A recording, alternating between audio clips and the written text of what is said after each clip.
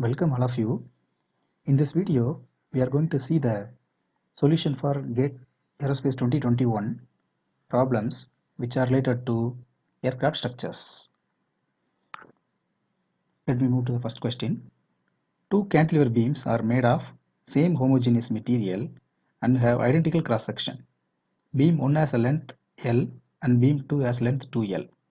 Ratio of first natural frequency of beam 1 to that of beam 2 is how much? So in this question, they have given two cantilever beams. One is length L, another beam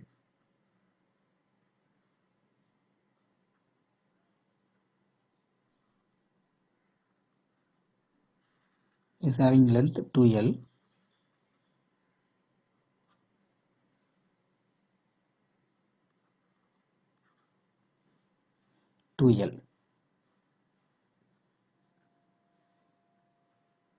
Both are made of same material. So same material is same. So density and Young's modulus both will be same for these two beams. Then the cross section is identical cross section. So the area and moment of inertia will be same. The question which they asked here is ratio of first natural frequency for beam 1 and first natural frequency of beam 2. This is the question which they asked here. So first of all, we need to know the omega n formula for a cantilever beam. K square by 2 pi L square under the root rho A by E I.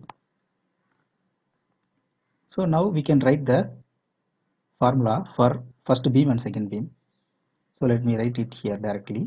Omega n1 by omega n2 is equal to, straight away you can put, so for your understanding I am elaborating the steps, 2 pi L square root of rho A by EI.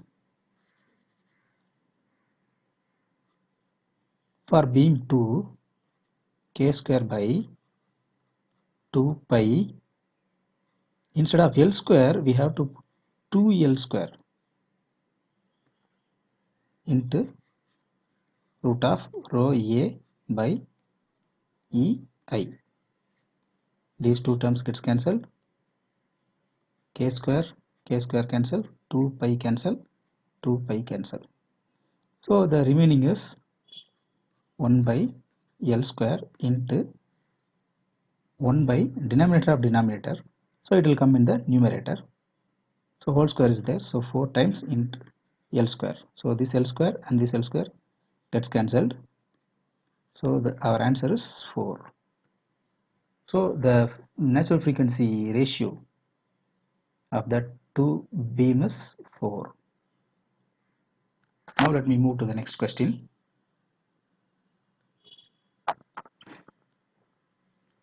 The deflection of a certain beam of length L and uniform weight per unit length W is given as y is equal to some function, where the x is the distance from the point of support and EI is a constant.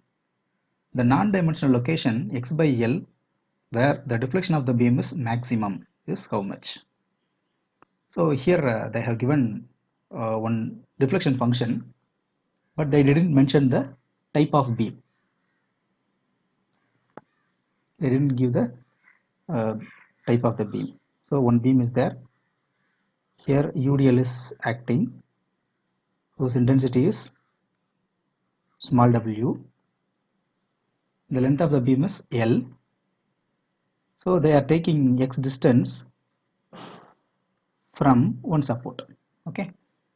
So first we will write the deflection equation.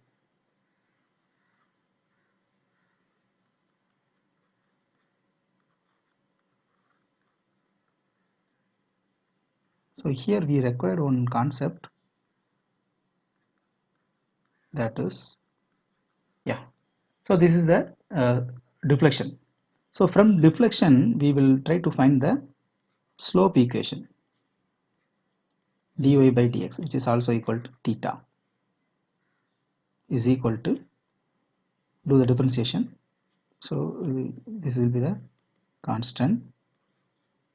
Here 8 x cube minus 9l x square plus l cube.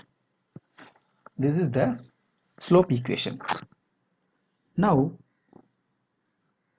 they gave this condition, the non-dimensional location x by l where the deflection of the beam is maximum. Deflection of the beam maximum. So if you take a simply supported beam,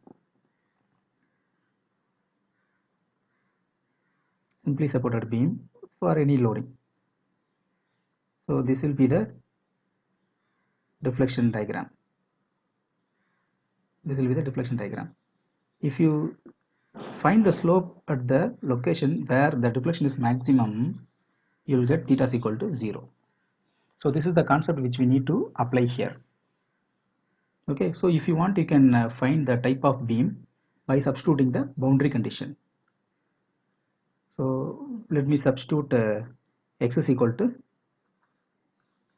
0 in the given y equation. See here you need to put 0, here 0, here 0. So you will end up with y is equal to 0. At left hand side support, there is no deflection. Now put x is equal to L. See here 2 into L power 4, 3 into L power 4, here L power 4. So 3 minus 3, 0.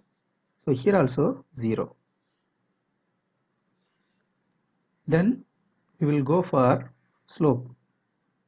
At x is equal to 0, what about theta? 0, 0. So you will get W L cube by 48 EI. So in left hand side we have a slope.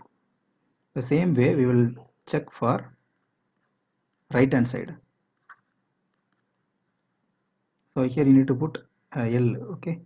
So 8L cube minus 9L cube plus L cube. So here we are getting 0. So which means the beam is having simply supported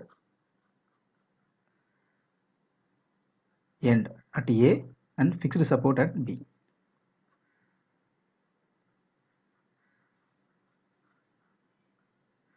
Okay, because deflection is 0 here and here. Here slope is available, here slope is not there. So if you see the deformation diagram, deflection curve will come like this. It will come like this. Okay, so this will be the maximum deflection location. At maximum deflection location, our slope will be 0. So this is the concept which we need to apply in this problem. Okay, so let me take this left hand side term as 0. So if you bring W by 48 EI to right hand side, that will give us 0. So the remaining is 8 x cube minus 9 L x square plus L cube is equal to 0. The location they gave us, right? At x by L distance, your deflection is maximum. So I'm going to take x by L as some notation n. I'm taking it as n. Now I'm going to replace this in the above equation. So I will get 8 n cube L cube minus, I'm going to replace in terms of f, instead of x as n into L, 9 L cube n square plus L cube is equal to 0. Now L cube is common, you can take it outside and you can bring it right hand side. So the remaining is 8n cube minus 9n square plus 1 is equal to 0. Now we have one cubic equation. Now we are going to solve this cubic equation.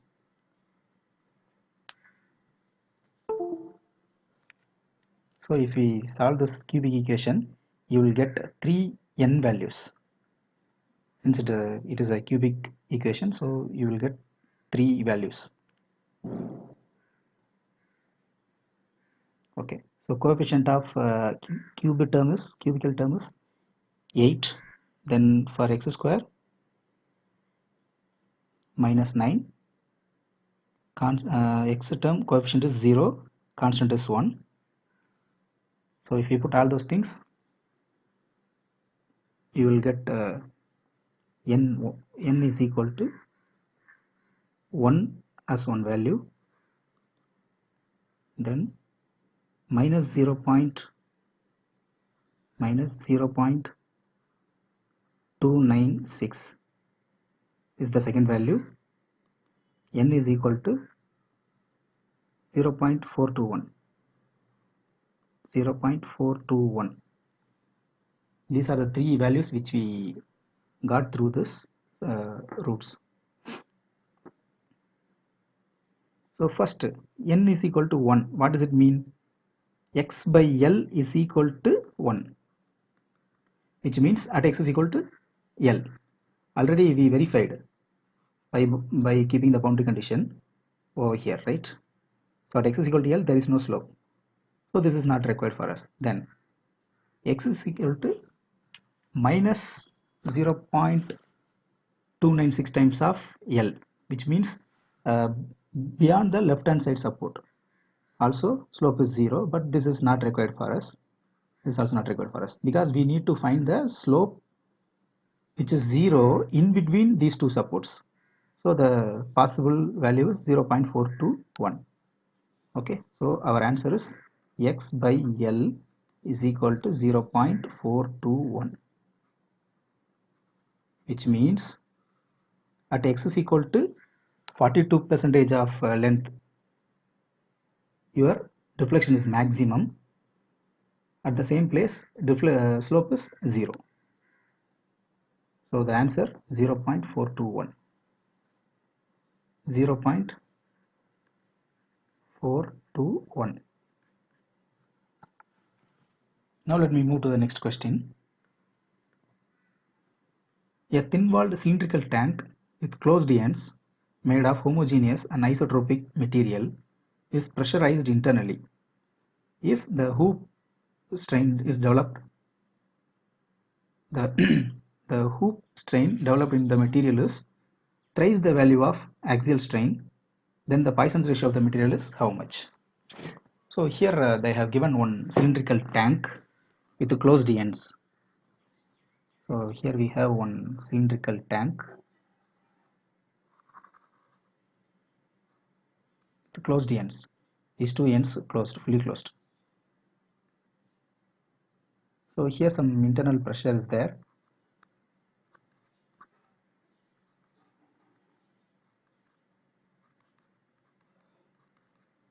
So because of this internal pressure, the circumferential strain as well as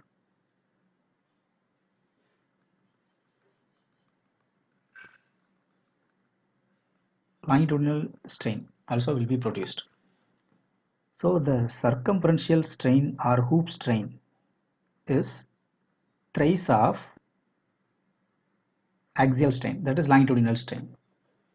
So for this we required two formulas, sigma C and sigma L. Sigma C in the sense circumferential stress formula PD by 2T. Longitudinal stress formula PD by 4T. These two formulas we required. Then we can replace this strain term in terms of stresses. Now we will replace this strain terms in terms of stresses as follows: 1 by E into sigma C minus Poisson's ratio times of sigma L. 3 times into 1 by E. Here sigma L minus nu times of sigma C. 1 by E cancel. Now we can substitute PD by 2T minus nu times of PD by 4T is equal to 3 into PD by 4T minus nu times of PD by 2T. So in all the places we have PD by T. Okay, then here 1 by 2 will be there minus nu times of 1 by 4. Similarly here also you can take PD by T outside. So the remaining 1 by 4 minus nu by 2. So PD by T gets cancelled. Now you can bring nu terms to one side, minus nu by 4 plus nu by 2.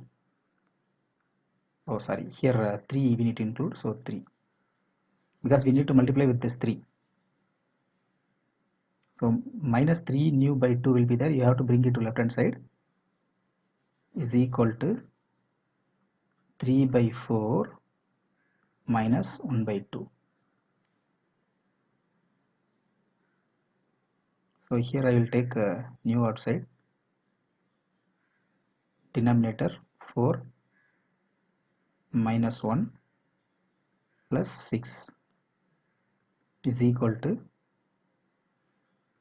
common denominator 4, 3 minus 2, 4 cancel,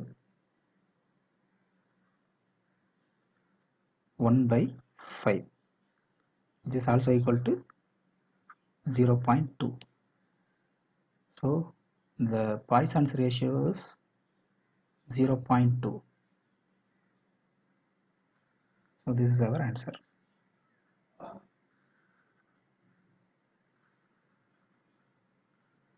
Now we will move to the next question.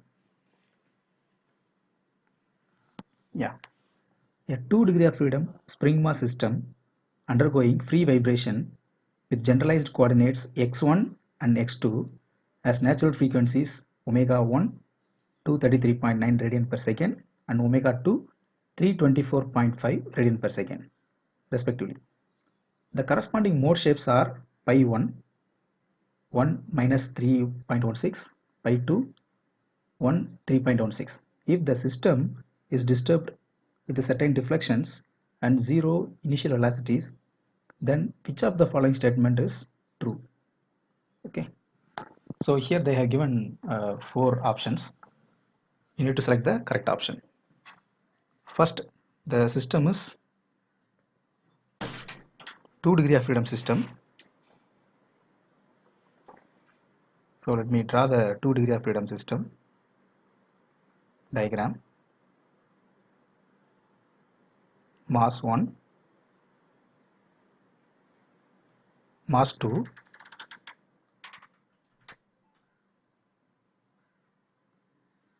x1, x2.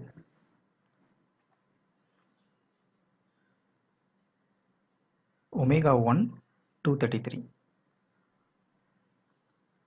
233.9 radian per second. The corresponding mode shape is 1 minus 3.16. Then omega 2 is 324.5 radian per second. Pi 2 is 1 3.16. Okay, so what does it mean? If the system vibrates in first natural frequency this is the mode shape, which means that if the first mass is moving, and let us take downward direction as positive, if the first mass is moving up to 1 centimeter means the second mass will move 3.16 times 3.16 centimeter in the opposite direction, which means out of phase. If the first mass, let me take this as 1, this as 2, this as 3, okay, let us take this is the curve, time versus x of t. If the first mass is moving up to 1 centimeter, the second mass will move in opposite direction up to 3 times.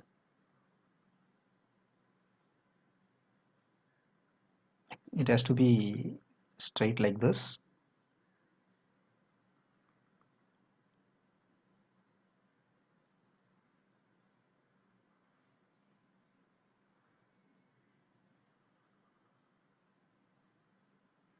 It has to look like this. So this is out of phase.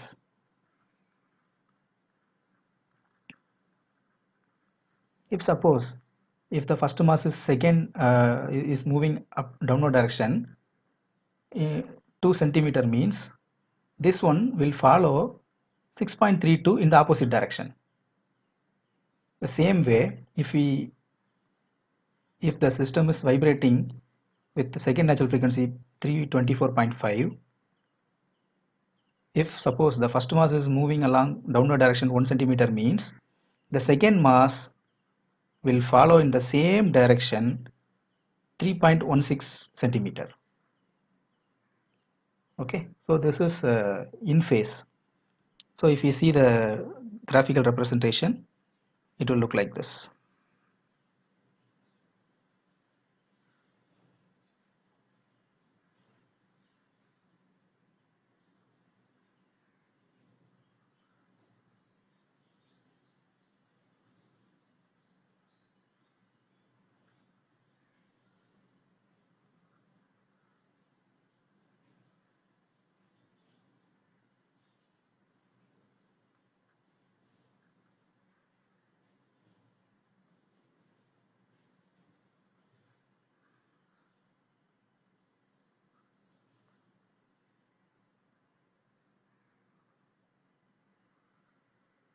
It will come like this. So this is in phase. If suppose at second natural frequency the first mass is moving 3 centimeter means second mass will move 3 into 3.16 times in the same direction. Okay, but first natural frequency in the sense, if you are giving 3 centimeter for first mass, it will move in the opposite direction 3 times of 3.16, so it will move in opposite direction. Okay, so now we will see the options one by one. First option, an initial deflection x1 1 centimeter, x2 minus 6.32. This will happen in first natural frequency. No, this is wrong, because in first natural frequency, if the first mass is moving 1 centimeter, second mass will move in opposite direction up to minus 3.16 centimeter. So this is wrong. Then next second option, initial deflection of first mass 2 centimeter, second mass minus 2 centimeter. This will happen in first and second natural frequency. No, this is wrong, because here 1 minus 3.16, here 1 3.16 in the same direction, but here they are giving both will move in the opposite direction with equal deflection. So this is wrong. Then third option, initial deflection 6.32 centimeter for first mass, second mass half of that in the opposite direction. This is happening in the second natural frequency. This is how they have given. So this is also not correct. So see the fourth option. Initial deflection is 2 centimeter for first mass. Then the second mass minus 6.32 centimeter. This will happen in first natural frequency. Yes, correct. See 2 minus. So you can simplify 1. Here if it is moving 1 centimeter, minus 3.16. Here 2 means 2 times of that in the opposite direction. So this is the correct option. Let me move to the next question. For the state of stress as shown in figure, what is the orientation of plane with maximum shear stress with respect to x-axis? So this is the simple question. So straight formula you can use. Actually there are two formulas are there. First let me write the formula. Theta suffix s, which indicates plane of maximum shear stress. Plane of maximum shear stress. Tan 2 theta s is equal to minus sigma x sigma y by 2 times of tau xy. 2 times of tau xy. So here we can substitute all the values. Minus sigma x 80 minus 20, so 60 divided by 2 times of shear, so 60. So you will get minus 1. So tan inverse of minus 1, this will happen in 45 degree, so minus 45 degree. So theta s is minus 22.5 degree. So this is one way of approach. Through another way you can use this formula. Theta s is equal to theta p plus or minus 45 degree. So you all know the formula for theta p. We will use like this. Tan 2 theta p is equal to 2 times of maximum principal stress orientation. Okay.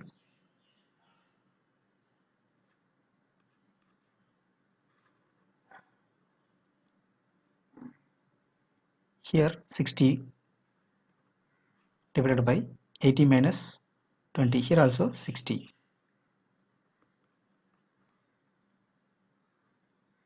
Okay.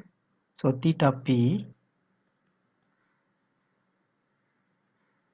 22.5 degree. Theta s 22.5 minus 45 degree. We will if you put all those things, so you will get minus 22.5 degree. Okay. So one orientation is coming like this from the x-axis. 22.5. Okay. Theta p. Another one will be 90 degree or perpendicular to this. So for finding that you can put theta s plus 45 degree. You will get 67.5 degree. 67.5 degree.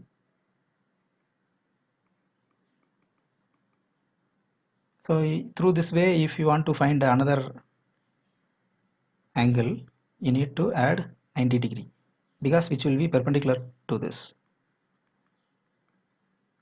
If you simplify, you will get 67.5 degree. Okay, so but in this question only one angle they gave, so this is the correct option. You can follow any method. Next question. Yeah, a 2-cell wing box is shown in figure. The cell walls are 1.5 mm thickness and shear modulus G is equal to 27 gigapascal. If the structure is subjected to a torque of 12 kilonewton meter, then the wall AD will experience a shear stress of magnitude how much megapascal. See here they asked shear stress. Okay, so here they gave us one wing box which is having two cells. Okay, so we required breadpath of formula T is equal to sum of 2AQ.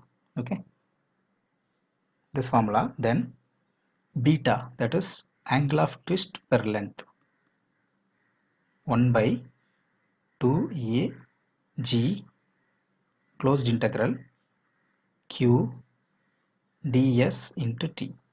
These two formulas we required. Okay, so let me start with the first one. So in the first cell I am going to take the shear flow in the first cell as Q1, shear flow in the second cell as Q2. Let me write the breadpath equation for two cell. 2 A1 Q1 plus 2 A2 Q2.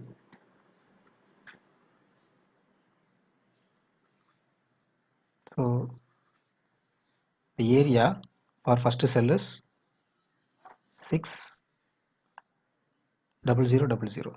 So 6 into 10 power 4 into Q1 plus 2 into 300 into 300. So 9 into 10 power 4 Q2. Then the torque 12 kilonewton meter. All the dimensions are in mm. Here they gave it in meter, so you have to convert that. So 12 into, for kilonewton 10 power 3, for meter to mm another 10 power 3 will be there, so 10 power 6. So now I can cancel this 10 power 4, 10 power 4.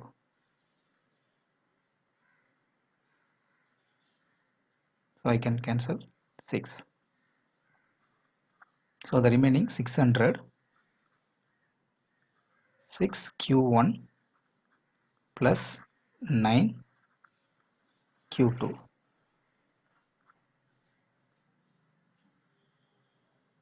We can take this as equation 1. The same way we have to find beta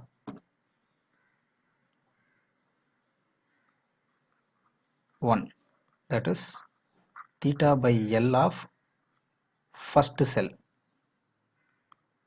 1 by 2 A1 G closed integral. See, first we will take this wall. In the given statement they mentioned all the wall thickness are same, 1.5. So I can take this T outside over here, at T outside, because wall thickness is uniform.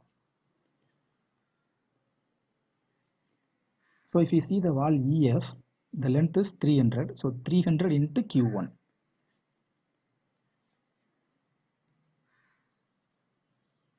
Into Q1. Then wall FA, distance is 200, so 200 into Q1.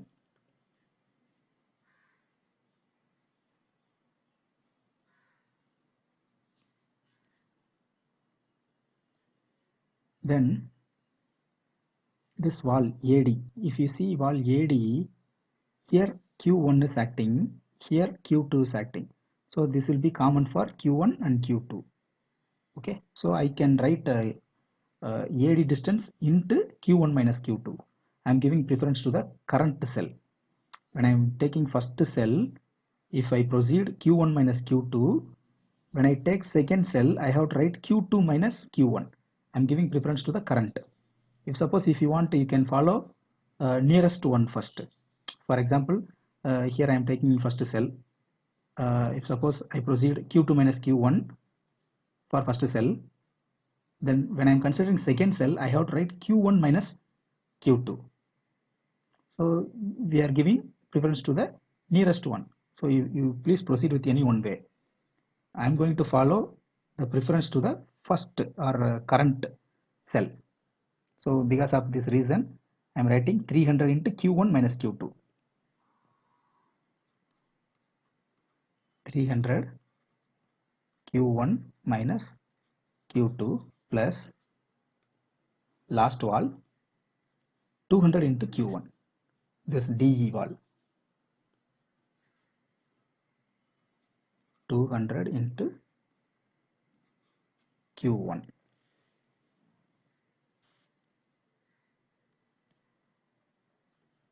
Here we can simplify further. 2 A1 G T. So 300, 500, 800, 1000. So the coefficient of Q1 is 1000 minus 300 Q2.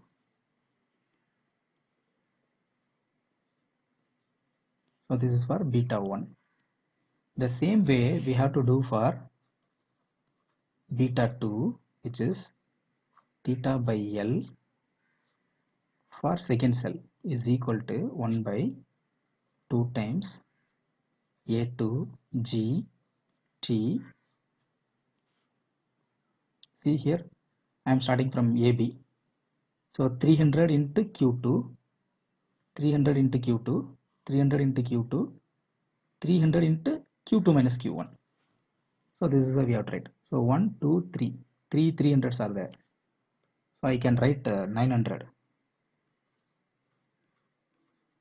Q2 plus 300 common wall Q2 minus Q1. Okay. Now I can simplify this further. A2 GT 1200 Q2 minus 300 Q1. Now I have to use the compatibility condition like this. Beta 1 is equal to beta 2. Whenever you are solving any multi-cell tube problem, you have to consider the angle of twist per length should be equal for all cell. So that will be the compatible condition for this. So after substituting this compatible condition, I can equate these two. So what are all the values will get cancelled? 2, 2, G, G, T, T will get cancelled, right? So here the remaining 1 by area. See here 2, 2, we can cancel A, sorry, not A, GT, GT cancel. So the first area, how much? 200 into 300. So 6 into 10 power 4. 1000 Q1 minus 300 Q2 is equal to area 2. 9 into 10 power 4. 1200 Q2 minus 300 Q1. So 10 power 4, 10 power 4 you can cancel. 2, here 3.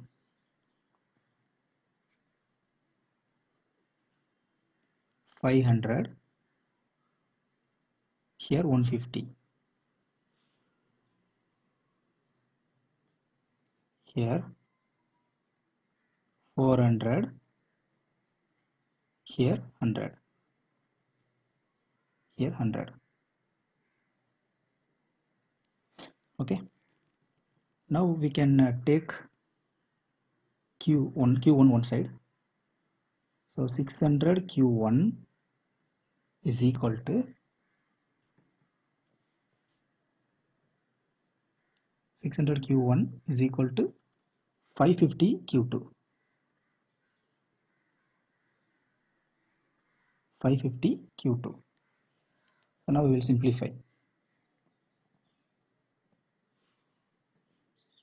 From this we can find Q2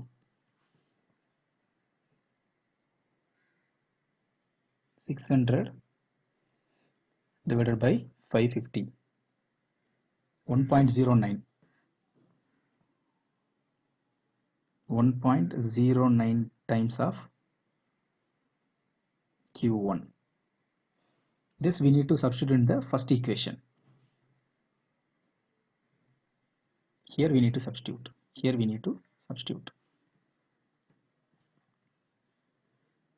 We'll substitute here itself. 600 is equal to 6 plus 9 into 1.09 into Q1. 6 plus 9 into 1.09.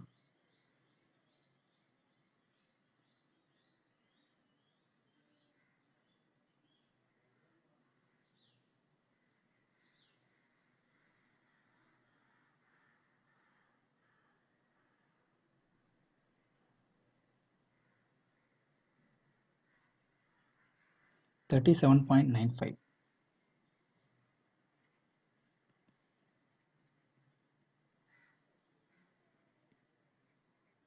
Newton per mm. So Q2 is 1.09. So 41.366. Q2 is equal to 41.366 Newton per mm. So the question which they asked here is along wall AD the shear stress. So this will be the shear flow for cell 1, this will be the shear flow for cell 2. Okay, so if you want we can make it as 41.37. The formula for finding the shear stress is Q is equal to tau T. So I required shear flow along the wall AD, that will give us the shear flow along the wall, shear stress along the wall AD. Okay, so QAD is equal to Q2 minus Q1. Q2 minus Q1. So 41.37 minus 37.95, 3.42. 3.42 Newton per mm will be the shear flow acting on this particular wall. We required tau T, tau. So this divided by 1.5 mm thickness.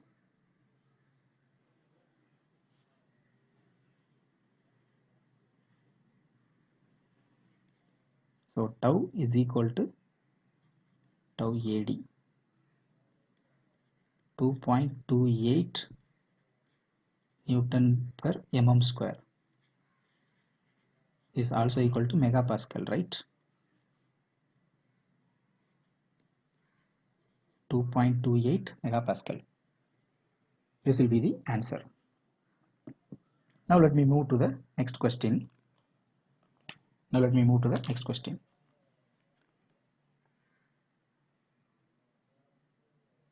I think here they asked us to simplify for one decimal, right? So 2.3.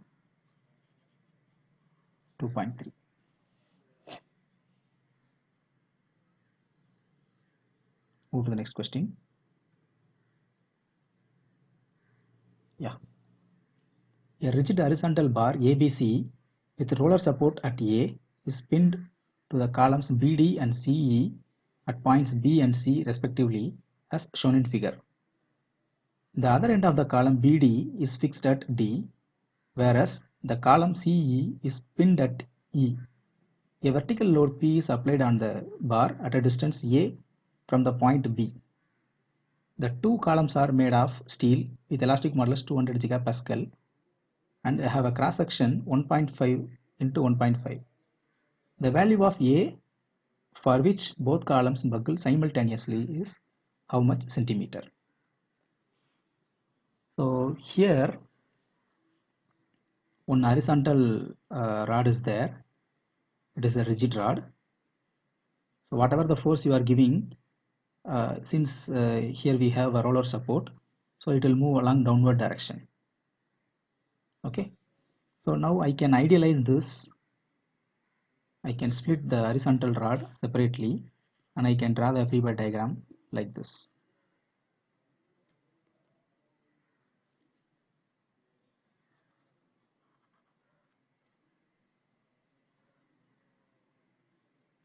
So this will be the point of application of load.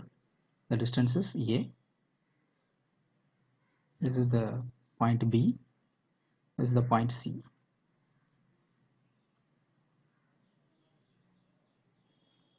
So it is looking like a simply supported beam which is subjected to eccentric point load. Okay. So for finding the reaction, you all know that. So this is the distance 100 minus A centimeter. So for finding the reaction B, I can write directly load into next distance 100 minus A divided by L, that is 100. For RC, P A by L, that is 100. So this is how you can write the reaction directly. If you don't know, you have to go for force equilibrium and moment equilibrium. You will write RA plus RB is equal to B. Then you will find the moment about B or C. You will find one reaction. Then if you put in the above equation, you will get another reaction. So instead of that, directly you can write the reactions for eccentric load like this. Now I found that the reaction over here is P into 100 minus A divided by 100. Similarly here PA by 100. If it gives resistance, it will come like this. Okay. So here we have a column. So whatever the reaction is there, that is going to act as a axial force for this column and this column. So here RB will act as a compressive force. Here RC will act as a compressive force for this column. Okay. So if you see this first DB column or BD column, this end is hinged and this end is fixed. So I can write the crippling stress formula like this. PCR for BD column is equal to pi square EI by LE square will come, right? So here if suppose that is fixed free, LE will be 2 times of L. Hinged means LE is equal to L. Both end fixed means LE is equal to half of length. One end fixed and another end hinged means L by root 2 we have to substitute, right? So I am going to substitute L by root 2 whole square. So if I simplify, I will get 2 times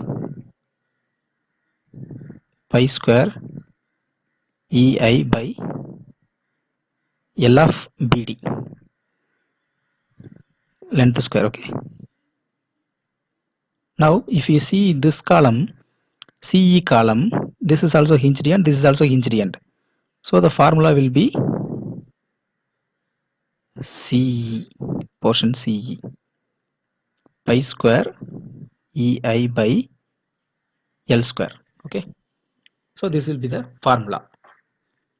Now I can find the ratio of these two crippling loads.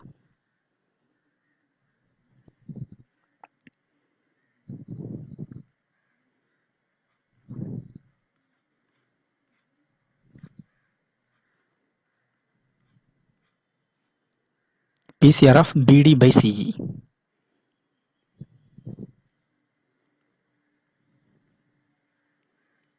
BD by CE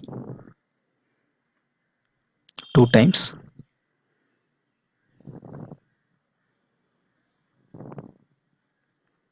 pi square EI by L square. So for first column the length is 75 centimeter.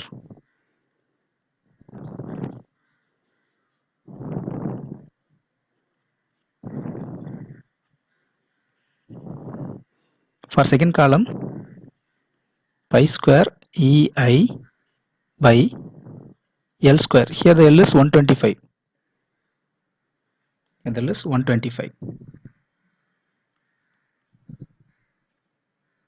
Material is same and cross section is also same. So the moment of inertia will be equal.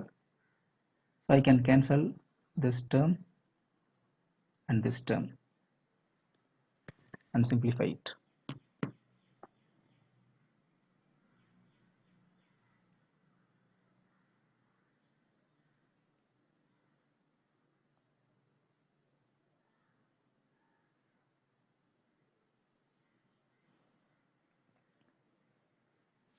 So 5.56,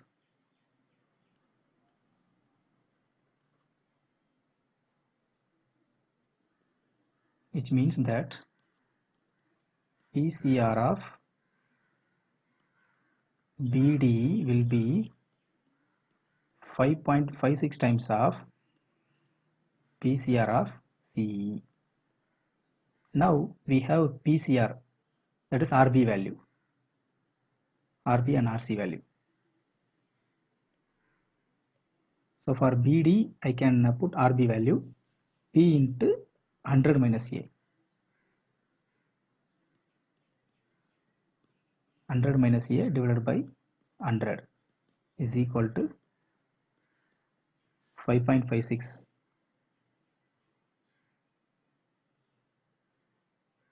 PA by 100.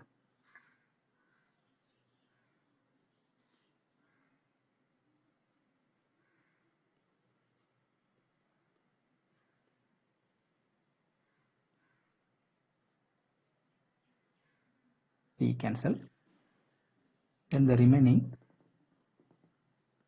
100 minus A, 5.56 A.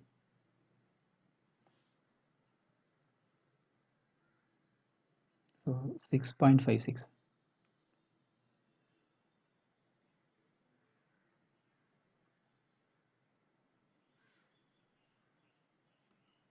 So the A will be 15.24 centimeter. Since we followed all the dimensions, all the lengths are in centimeters, so 15.24. 15.24. So here they asked for one decimal, so 15.2. 15.2 centimeter.